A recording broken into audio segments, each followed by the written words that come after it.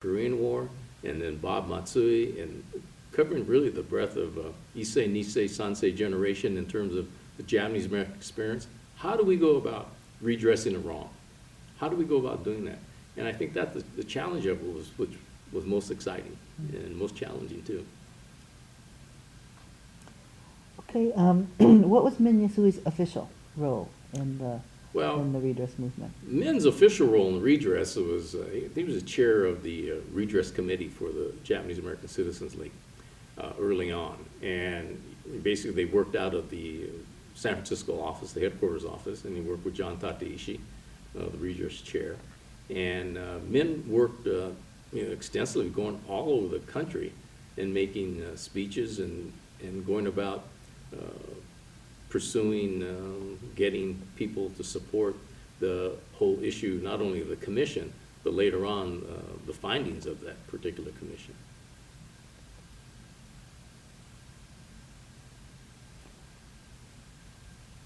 What do you think, this is a very broad question now that I'm reading it, what do you think that JCL as an organization meant to him personally? He chose to work with JCL and not any of the other organizations, and not alone, obviously. What do you think JCL meant to him, knowing his history with JCL? Well, one of the things that I think for Min recognized that the JSAL is a national organization and still remains the only national organization of Americans of Japanese ancestry, was going to be able to pull together the country and the nation behind a issue. And I think his experience, whether it be with the 1948 Evacuation Claims Act or pushing forward with the 1952 McCarran immigration rules and regulations that allowed the Issei to become citizens of the United States, he recognized the power and ability of the Japanese American Citizens League. Now, he may not have agreed with every chapter's decision or their views on different issues, but any organization, you're going to have that.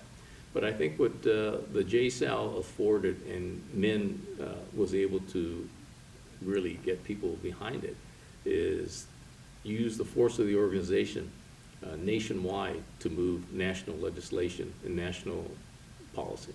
Mm-hmm. I'm going to ask you this hard one about the situation in 1942 when the national organization actually disavowed him. Not only did not support him, but said that he was a self-serving martyr seeking headlines, which is a pretty strong disavowal.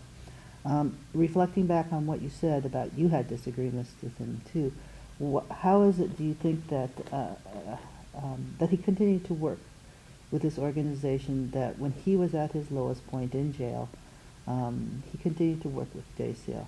Do you have ideas about that?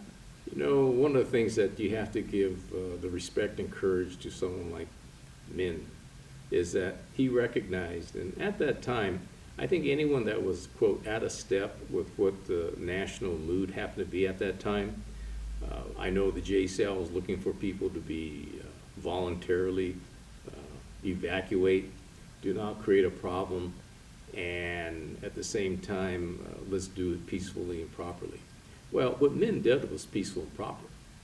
It was no different than actually going to Assembly Center internment camp. His role was really on a constitutional basis, and what he did was correct. It was the right thing to do.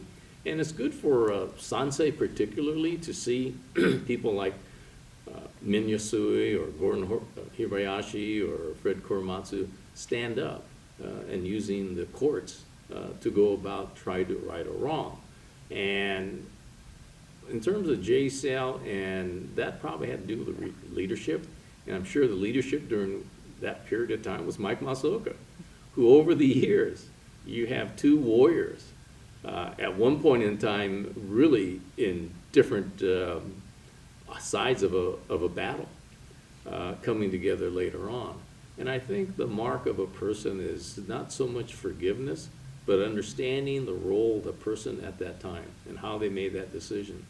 And I think the benefit for the Japanese American community was that people like Mike Masaoka and people like Min Yasui understood that where they were doing and what they did and their objectives were the same.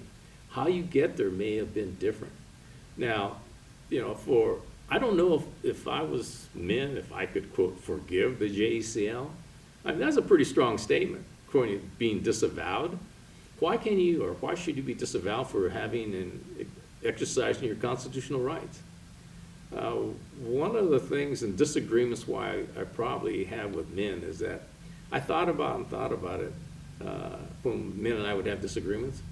We kind of both the same personality, and I don't know if that's good or bad, but we have an opinion. And I'm not about to sit there quietly and not express it, whether it's welcomed or unwelcome.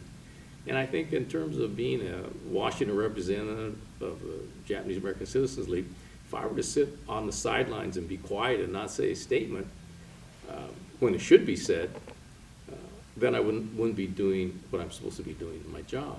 At the same time, it's not your job always to advocate something that you feel you need to make a statement on. Sometimes saying nothing is just as powerful, if not more important, at that particular time. What I enjoyed about the Min is that somewhere along the line, I'm sure he had a meeting with Mike Masaoka and said, okay, this is where it is. But, after the war, Min's work in Denver, in the entire Midwest and that region, working hard for Japanese Americans and the Japanese American Citizens League, really is a commendation of his willingness to, go forward. Personally, maybe he recognized at that time during World War II, certainly in 1942, the very beginning, they wanted people to be conformists. And so he could probably understand their reasons. Minoru Yasu is recently awarded the Presidential Medal of Freedom. Do you have any comments about that? And the other day when I heard news, it was probably around 3 in the morning on CNN, I heard that Min was going to receive the Presidential Medal of Freedom by President Obama.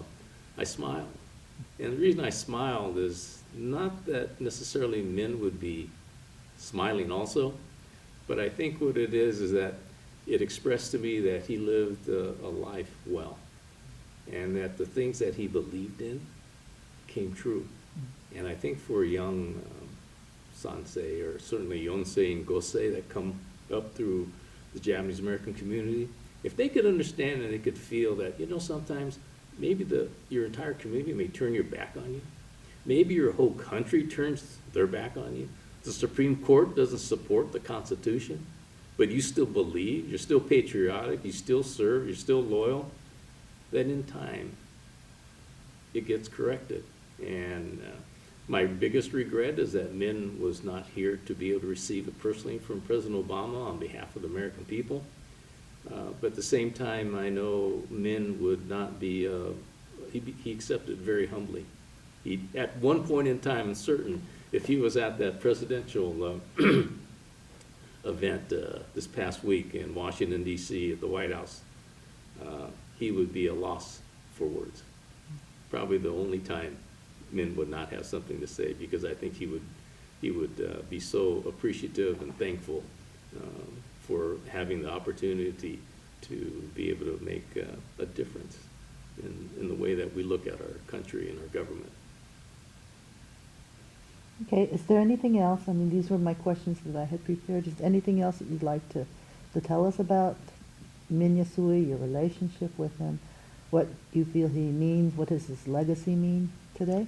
Yes, it's an interesting dynamic in Washington, D.C. when Min Yasui would come into town, because about two blocks away by Farragut West, Mike Masaoka had his office. And Min would go and visit Mike, and then back then they didn't have cell phones, but what would happen is that Min would call from Mike's office, I just had a meeting with Mike, I need to talk to you. So I said, well, come on down. And then after Min would leave Mike's office, Mike would call me on the phone and say, I just had a meeting with Min. Min doesn't know what he's talking about. He doesn't understand Washington, D.C. So Min would come to my office and we sit and talk, and I don't ever recall ever eating lunch with Min. we didn't sit and talk in that way. Maybe we had tea, maybe we had coffee, but we would sit. And then obviously is the picture of him holding his pipe and smoking. And we would discuss different things. And I went to the park one time with Mike Masaoka, and at that time Mike was not well, and his wife Etsu forbid him from having ice cream. And it's the summertime. And I remember telling Min, I said, Min, you got to help me cover up something. He goes, what? I said, well, we got to go. I'm going to call up Mike, and we're going to meet him in the park. There's a little ice cream vendor there in this little stand, and Mike loves ice cream. He can't have it. He can't do it in front of his wife Etsu.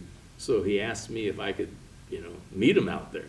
Then that way he can tell his wife that he's going to see Ron in the park, and we'll have a little meeting. So Min and Mike and I, we sat in the park, and probably my best memory of the two of them was sitting on a hot summer day